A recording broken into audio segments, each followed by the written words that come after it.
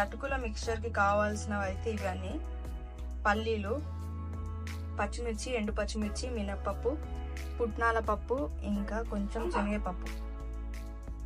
ఇవన్నీ వేసేసుకోవాలి గైస్. ఇవన్నీ మనం పోపులు వేసుకోవాలి. ఇప్పుడైతే నెక్స్ట్ చూసేద్దాం మనం. గైస్ కడాయి పెట్టేసుకొని దాని తర్వాత అందులో ఆయిల్ అయితే వేసినాం. ఎంత కావాలో అంత ఆయిల్. ఈ వైట్ అంతా పాపడది. ఓకే, అది ఏం పెద్ద ఆయిల్ అది కాదు, మంచి ఆయిల్ అది. గైస్ కొన్ని జీలకర్ర వేస్తున్నాం ఫస్ట్ అయితే. ఇంకా ఒక్కొక్కటి ఇవన్నీ వేసేసుకుందాం. ఫస్ట్ ఎండుమిర్చి గైస్, అట్లా సుంచేసుకోండి, మంచిగా ఉంటుంది.